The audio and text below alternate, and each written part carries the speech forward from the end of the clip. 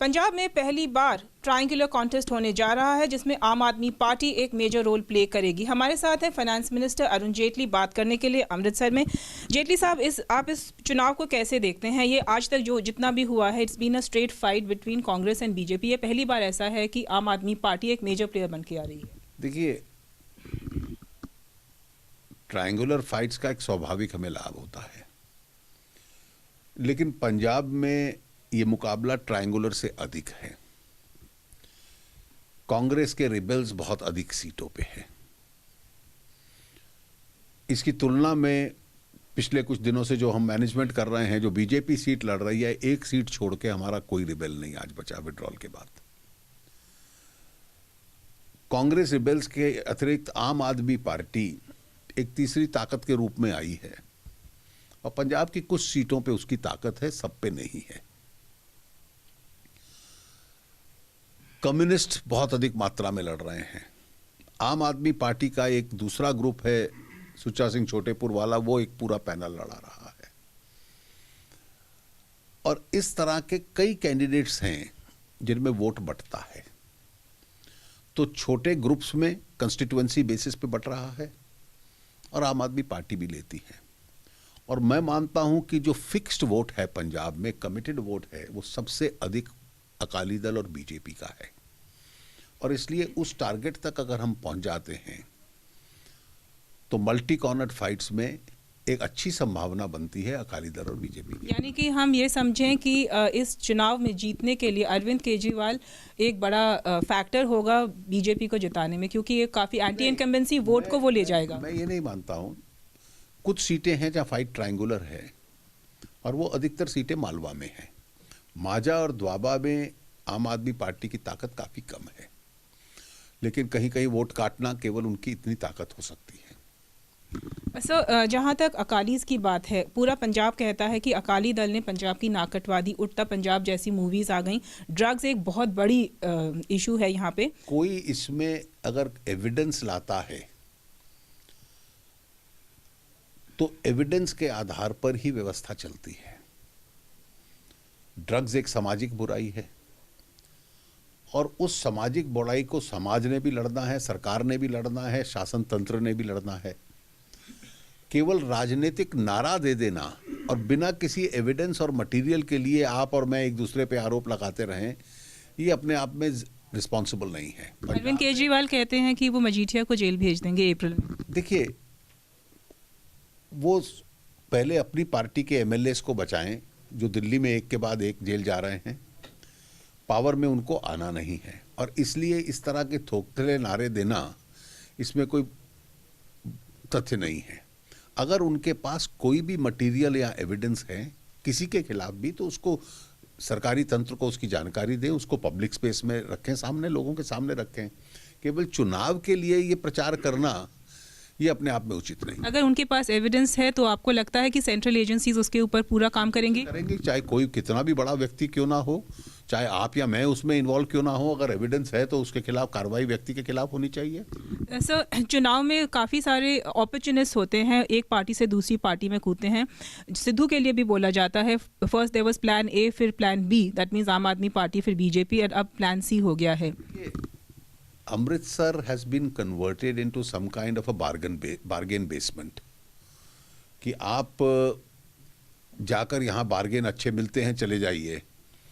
मैं इसको मानता हूँ कि ये एक नॉन आइडियोलॉजिकल पॉलिटिक्स जो लोग करते हैं, जिसमें विचारधारा का कोई स्टैंड नहीं है और वो अपने स्वार्थ और के मुताबिक किसी भी विचार को अपना सकते हैं और फिर एक तर्क दे सकते हैं उसको स्वीकार करने के लिए।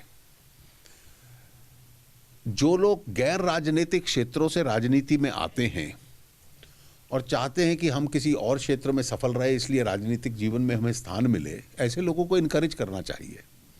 लेकिन जब ऐसे नॉन आइडियोलॉजिकल पॉलिटिक्स के उदाहरण आते हैं तो लोगों में निश्चित रूप से प्रश्न चिन्ह लगेगा ऐसे लोगों की राजनीतिक जीवन में एंट्री के लिए, कि आपकी पब्लिक के प्रति, आपकी अपनी कंस्टिट्यूएंसी के प्रति कितनी कमिटमेंट है। मैं आपको उदाहरण देता हूं। हम लोग अमृतसर में बैठे हैं। सच में इतना महत्वपूर्ण शहर लोकसभा में एक यतीम की तरह है, ऑर्फन्ड है। 12.5 साल से 2 अलग अलग सांसद रहे यहाँ से, लोकसभा में यहाँ किसी ने आवाज नहीं उठाई क्योंकि वो आते ही नहीं थे। और जो लोग नॉन आइडियोलॉजिकल पॉलिटिक्स करते हैं उनके लिए हाउस भी अटेंड करना अपने आप में तकलीफ होती है।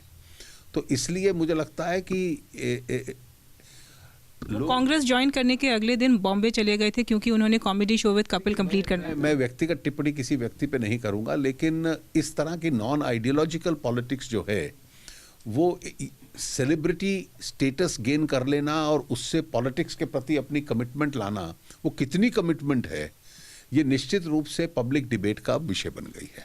हम सीरियस पॉलिटिशियंस की बात करें तो 2 सवाल हैं नेशनल पॉलिटिक्स को लेके।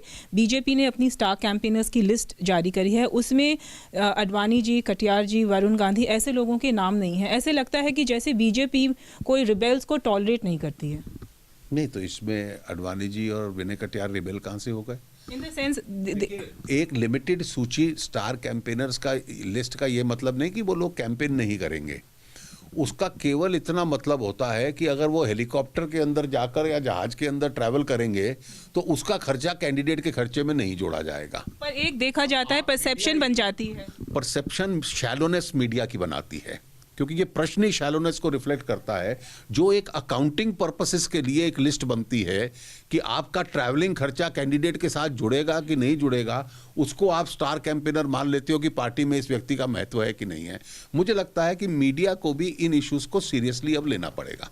सर एक क्वेश्चन है, जहां रिजर्वेशन की बात है, आरएसएस ने पिछले इलेक्शंस में भी बिहार में उन्होंने यही बोला था कि रिजर्वेशंस को ख़त्म कर देना चाहिए। इस बार फिर से इस मुद्दे को उठाया है और पिछली बार बिहार इलेक्शंस में भी आपको काफ़ी इसका नुकसान पड़ा था। मुझे लगता है कि इसमें रिपोर्टेज में लैक ऑफ ऑनेस्टी रही है। मैंने वो पूरी फुटेज देखी है। क्वेश्चन मजहबी रिजर्वेशंस पे था, आंसर मजहबी रिजर्वेशंस पे था, लेकिन इस देश का एक प्रमुख चैनल कल शाम भर चलाता रहा जैसे कि सोशल कास्ट बेस्ड रिजर्वेशंस के ऊपर उन्होंने बोला है। क्वेश्चन और आंसर को देख लीजिए, वो रिलीजियस बेस्ड रिजर्वेशंस पे था, जो कि हमारी पार्टी का स्टैंड है।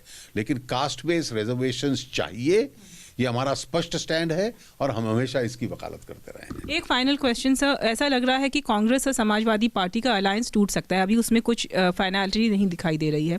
ऐसे में आपको लगता है यूपी में भी जो कॉन्टेस्ट होगा उसमें आपको फायदा होगा? देखिए, मुझे नहीं मालूम कि अंतिम स्थिति क्या बनेगी, इसलिए मैं टिप्पणी नहीं कर सकता, लेकिन मैं इतनी टिप्पणी जरूर करूंगा कि कांग्रेस का जो लेवल ऑफ एम्बिशन है वो बहुत कम हो गया है। तमिलनाडु में उनको 60 सीट मिल जाएं, उसमें से 2 या 3 जीत गए। बिहार में वो 40 सीटों से संतुष्ट थे।